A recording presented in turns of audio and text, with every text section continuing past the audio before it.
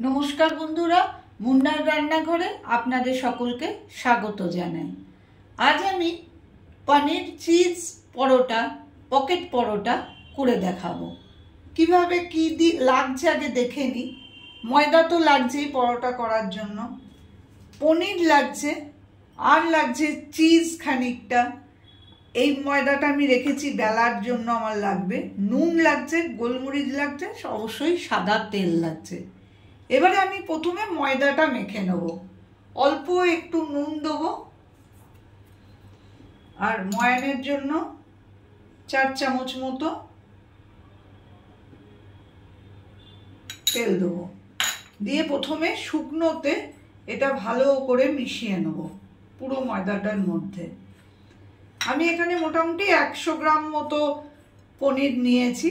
আপনারা যটা পরোটা করবেন সেই আন্দাজে দেবেন।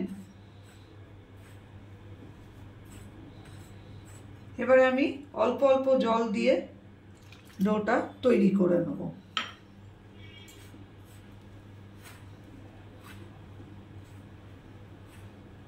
দেখুন, আমি ময়দাটা মেখে এইরকম, খুব ছোটও না আবার খুব বড় না, এইরকম সাইজের আমি লেচি করে নিয়েছি। এখানে আমার 8খানা লেচি হয়েছে। এবারে আমি যেটা করব সেটা হচ্ছে, লেচিগুলো আমি একটা অন্য বোলে রেখে দেবো। রেখে দিয়ে আমি এই যে পুরটাকে একটু রেডি করে নেব। পুরটা রেডি করার জন্য আমি প্রথমে পনিরটাকে একটু হাতে করেও এমনি করা যায়, আবার একটুখানি ঘষে ঘষে এইভাবে করে নিতে হবে। এইভাবে গ্রেটারে আমি এটাকে করে নিলাম পনিরটাকে। এবারে এর মধ্যে আমি অল্প নুন দেবো, আর দেবো গোলমরিচের গুঁড়ো। গোলমরিচের গুঁড়োটা একটু বেশি করে দেবো। আর আমি কিন্তু কিছুই দেবো না, এটা মেখে রাখলাম এইভাবে। পুরটা আমার যেটা তৈরি করলাম সেটা আমার হয়ে গেল। চাকি বেলুনটা নিলাম, গ্যাসটা অন করাই আছে।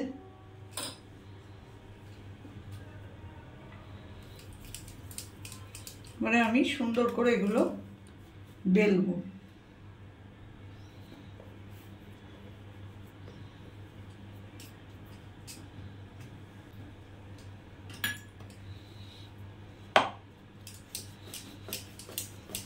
শুকনো ময়দা দিয়ে এইভাবে আমি গোল করে সুন্দর করে বেলে নেবো। খুব বড় করব না, আবার খুব ছোটও কিন্তু হবে না।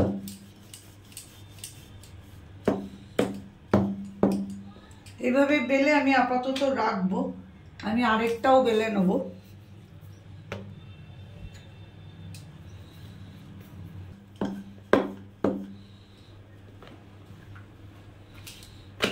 এবারে আমি একটুখানি সাদা তেল নিয়ে পরোটাটার মধ্যে দিয়ে দেবো। দিয়ে হাতে করে গোটা পরোটাটার মধ্যে এই সাদা তেলটা মাখিয়ে দেবো। দিয়ে আমি এই যে পনিরের পুরটা বানিয়ে রেখেছি, আমি এটা সুন্দর করে এর মধ্যে দিয়ে দেবো। আমার পুর যদি আরও লাগে আমি সেটা করে নেব, আপনারাও দেখে নেবেন। পুরটা একটু বেশি করে না দিলে কিন্তু পরোটাটা খেতে ভালো লাগবে না। এবারে আমি অল্প করে চিজও এর মধ্যে দিয়ে দেবো।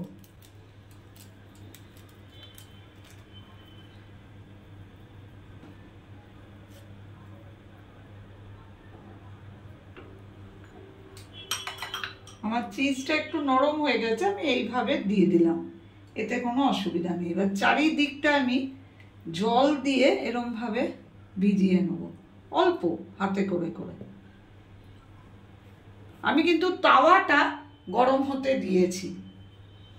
এবারে আমি আরেকটা যেটা বেলে রেখেছি সেটা এর ওপরে আস্তে করে দিয়ে আমি চারিদিকটা এইভাবে চেপে চেপে দেবো। তারপরে মাঝখানটাও একটু ভালো করে চেপে দেবো।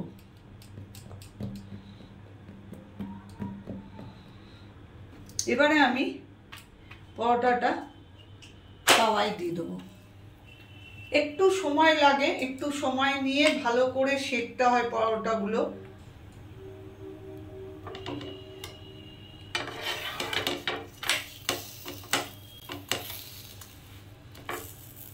চারিদিকটা খুব ভালো করে টাইম নিয়ে একটুখানি মিনিট 5 সময় দিয়ে বাড়িয়ে কমিয়ে খুব ভালো করে আগে সেঁকে নিতে হবে। পনিরের মধ্যে চিজটা পড়াতে এই পরোটার টেস্টটাই চেঞ্জ হয়ে যায়। এই ধরনের নতুন নতুন রেসিপি যদি আমার চ্যানেলে আপনারা দেখতে চান তো প্লিজ আমার চ্যানেলটাকে সাবস্ক্রাইব করে রাখবেন।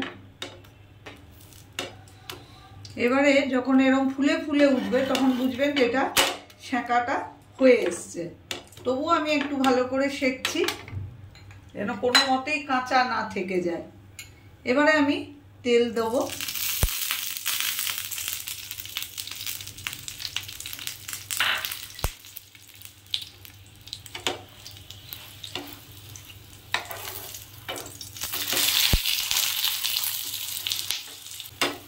এইভাবে তেল দিয়ে আমি লাল করে পরোটাটা বেশ কিছুক্ষণ সময় ধরে ভালো করে ভেজে নেব।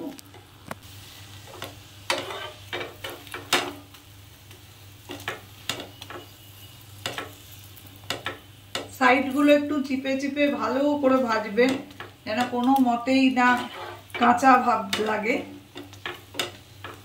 দেখুন মোটামুটি আমার কিন্তু পরোটা ভাজা হয়ে গেছে।